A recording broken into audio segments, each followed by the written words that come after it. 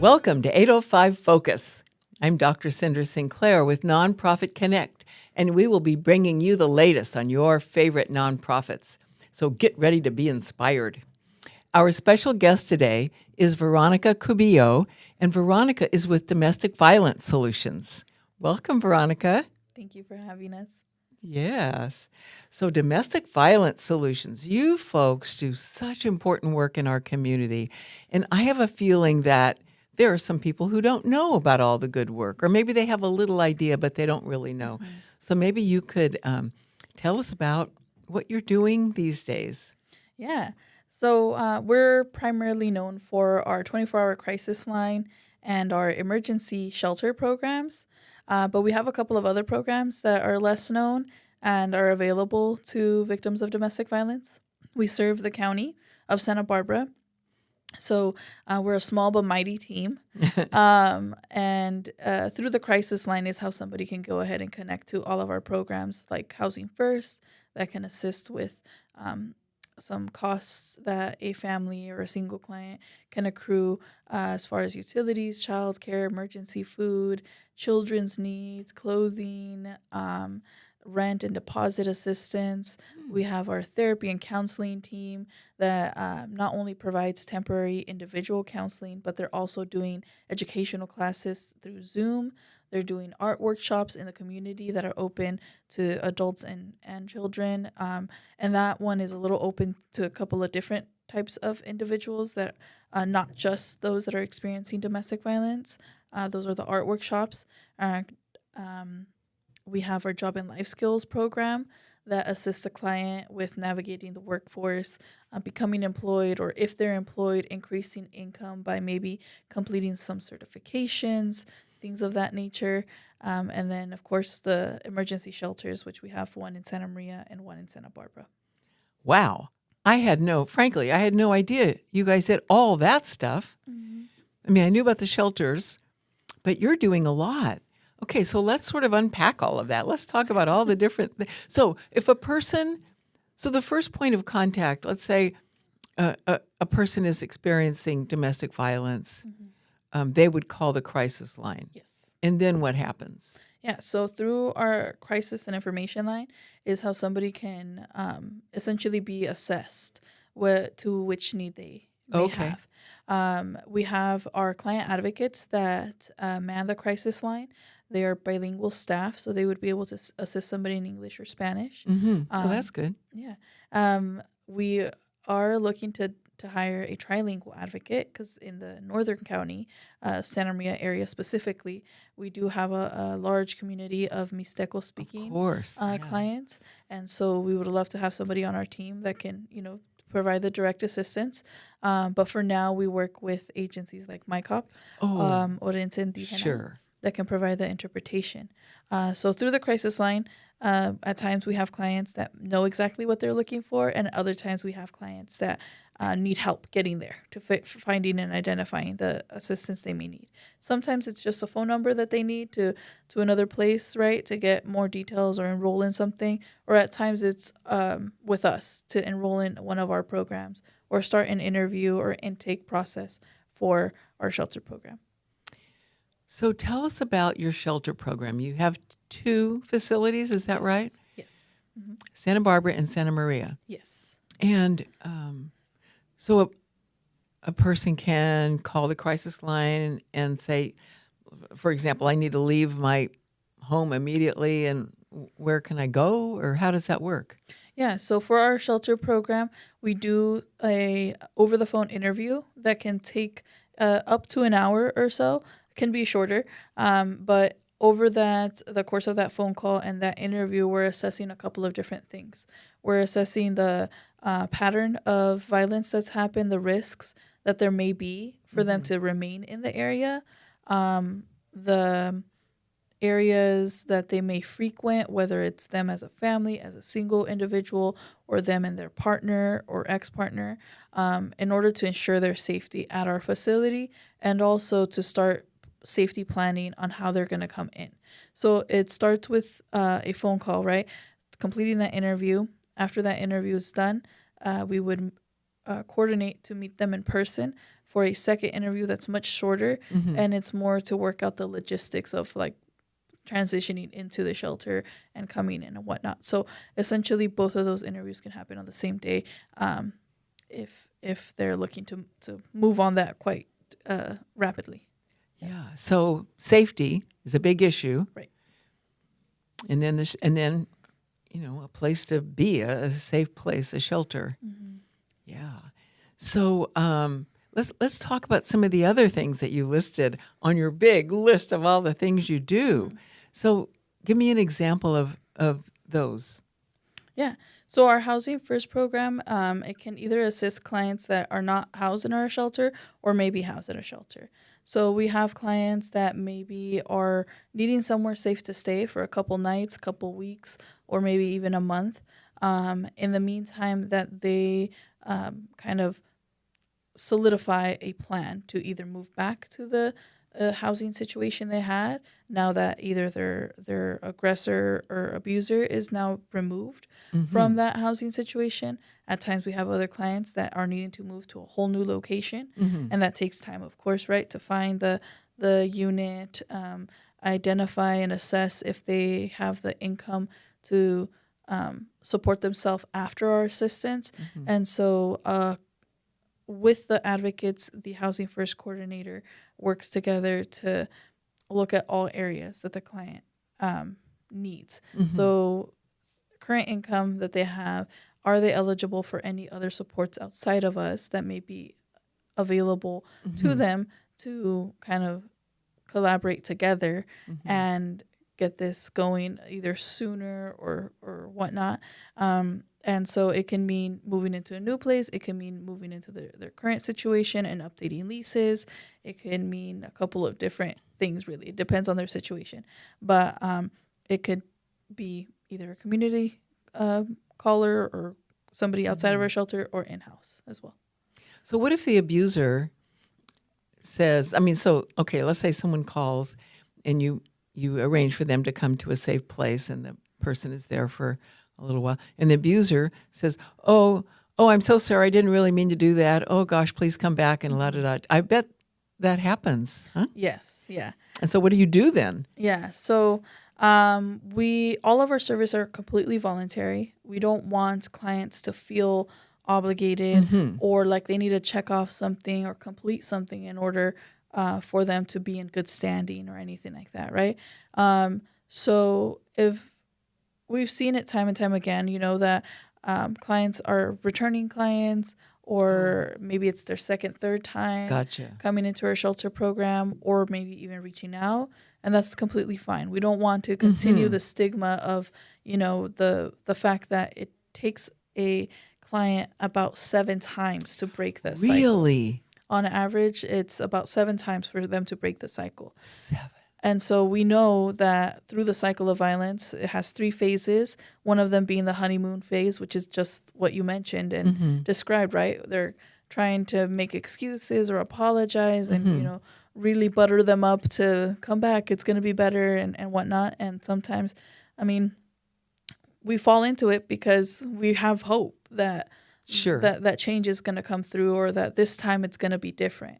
And so we'll inform them of, it's completely your decision, but let's consider some safety planning. Maybe if this is what you want to do, then let's plan for in the event it goes south, essentially. Yes. Or what about if you give it some time? You can still stay here. You still have time here with us. Do you feel like there's any other intentions there? So it's definitely a discussion we want to have. Not always do the clients want to have that discussion, or at times we don't even hear from the client that was maybe a reach out that happened. We do have clients, that experience a lot of guilt, a lot of embarrassment, a lot of different feelings, and so that we have clients that feel like they've almost failed us to some extent by returning or falling back into it. And we don't want to add to that. So we just want to have them know, that we're going to support you, whether it's returning or staying, whatever the case may be. We understand it's difficult to break. So, gosh, how great that you are so sensitive to that. I'm sure the clients really appreciate it. So do you do any, I don't know, do you do any kind of services for the abuser, or do you refer them places like, I don't know, anger management or something like that? Yeah. So we don't have any direct services to the aggressor or abuser, but we do have from time to time get calls from the other party looking for services that are either court mandated or Oh, appointed or whatnot, and it's often anger management classes. And so mm-hmm. we'll give them the information, right? Because regardless, Yep. our crisis and information line is there and Yeah. available. So we'll give them the information, but we don't have any direct services Yeah. to our Well, that's agency. good, though. You give them the information, and it's up to them to do with it what they will. Yes. Yeah. So, okay, let's talk about some of the other services that you've got. You've got a big list. Yeah, we have quite a bit. So our therapy and counseling, they're able to provide temporary individual counseling sessions for adults. All of our services are specifically for adults. We do serve all genders, and that's for all of our programs. And at times, we do have clients that may not be ready to fully commit to meeting with a counselor on a weekly basis or biweekly or whatnot. And so a good starting point may be the educational classes. There's less of a commitment there because it's on Zoom. They don't have to be on camera, and they don't even have to share their name on their Zoom account if they don't want to. Yeah. They could just be listening in, but at a minimum, they'll get to see a face, a voice of our agency and our counseling team. And so we hope that will kind of get them warmed up to maybe considering counseling or considering one of our other programs and services. So that's the educational classes. They cover 6 different topics. It's essentially like a 6-week series where they talk about the effects of domestic violence on children, the effects on your person, on your biology, how to identify those red flags, the characteristics of an abuser, and so on. So they cover quite a bit. The classes are in the evenings, and they're completely free. All of our services are free. Oh, I was going to ask you about that. What the cost of all those services, even the shelter? Yes. Yeah, it's completely free. Golly. Yeah. So in the education classes, did they cover things like, oh, by the way, there are 7 stages, or here's what you might expect in the future? Right.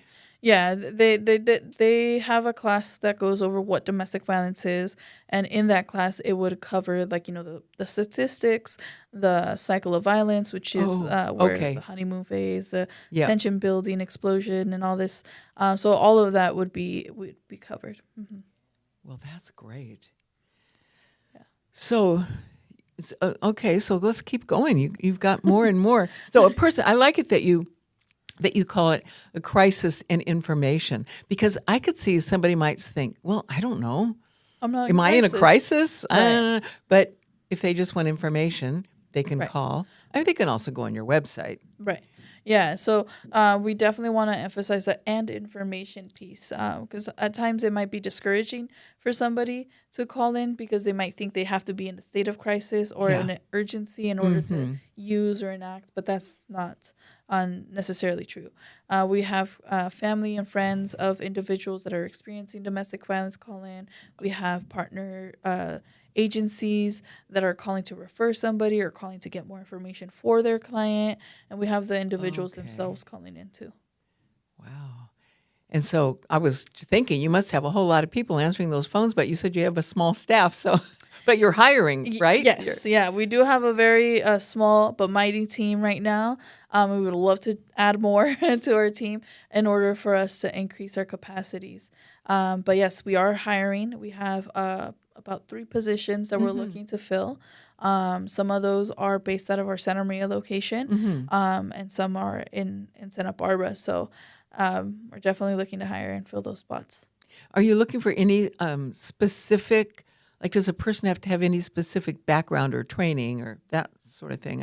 It's probably determined by the position itself, but in general. Yeah. The one piece that we are requiring is that the individual is bilingual in English and Spanish. Oh, right. We do have quite a bit of clients that we serve that are monolingual Spanish speakers, and so that piece is definitely needed. Given that we are kind of in the crisis intervention world or crisis a field, it needs that type of background or criteria. But if you don't have it, I mean, you'll learn pretty quickly here. Yeah. You'll get a lot of experience. It's definitely an entry-level job being a client advocate, and you'll get to see a whole bunch of different scenarios you definitely might not have thought of. But we get to work with a lot of different agencies, with a lot of partner agencies, like the police department, medical offices, emergency rooms, other community partners that are similar to us but provide services in a different capacity. So you get exposed to a lot, learn a lot, and if the social work area is something you're interested in, I definitely think this is a good starting point. So you probably work with Calm and other... Yeah, CALM, FSA, social services. We have some other agencies that are most local, right, to the areas, like Good Samaritan, Transition House out here, St. Vincent's. So we work with a lot of different agencies. What about schools? Yeah, so for the we have quite a bit of families that might need to relocate due to the abuse. And so we do work with the schools to get them registered for their new school, get them registered into having the transportation access given the situation. Yeah, we need to work pretty closely with a lot of people at times. Yeah, that is great. So Domestic Violence Solutions is a nonprofit, 501c3, and so I would imagine that you rely on financial donations. Yes. So a person could go on your website, for example, and I bet you have a Donate Now button there. Yes. And they can make a donation, and it's tax deductible, and they'll be helping a lot of people. Yes. Yeah, we do have our website that has that placement for people to enter in their information and donate to us. Oh, I know I was going to ask you. So on your website, you also, I think you told me, you also have a list of things that you like to be donated. Like, for example... we have ongoing items that we can take in that are full-size toiletry items like shampoos, body washes, and whatnot. Full-size bath towels, pajamas, undergarments, socks. At times we have clients that come in with just the clothes on their back. And at other times we have clients that we ask them, to not worry about those types of items like toiletries, bath towels, so that they just focus on the major items that they may need for themselves. Great. Wow. Okay. Well, we have a couple minutes left. Is there anything else you'd like our audience to know about Domestic Violence Solutions? We're hiring. We're hiring. Refer friends or family over to us. All of this can be found on our website as well, along with our job descriptions, and use our crisis line. Pass it on to somebody. Start a conversation about toxic and healthy relationships. We just never know who might hear it. It might not be the person right in front of you, but somebody in the vicinity that, they might find that useful. So, yeah. Gosh, I bet you are confronted with all kinds of wonderful, inspiring, and sometimes not so wonderful stories with all kinds of folks that come through your doors. Yeah. So, do you have someone that you're thinking of that maybe came through and you were able to find them shelter or whatever they needed? Yeah. So, we have a lot of clients, different walks of life that come into our shelter, not just because they've experienced domestic violence. Does it look the same for everybody, right? We had one family that this happened to be their second time with us. And they unfortunately, had gotten back into reaches with their aggressor. And this time it was really, really bad. Oh, golly. It was very physical. A lot of injuries to her head and face. to the staff that had previously worked with her. She was almost unrecognizable. Oh my given gosh. to the dangers, given to the injuries that she sustained during this time that she stayed with us. She was one of like the few clients that we do tend to, on a case by case, may extend more than our usual time that we have, given a lot of the barriers that she was faced with. So she was faced with, you know, needing to care for herself and a newborn and her older children. And the language barrier. She speaks Mixteco, and we don't have that on staff. So we have to work with, you know, a partner agency to kind of get the ball rolling.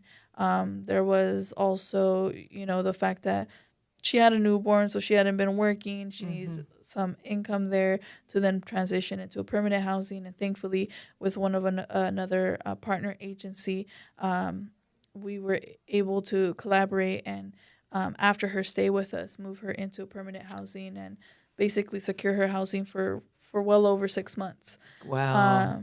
And so, you know, it was a good turnout after her stay with us, but the first couple of months having her was definitely difficult. Not only on her, on her kids, you know, different responsibilities they had to absorb, but thankfully there was a good turnout there.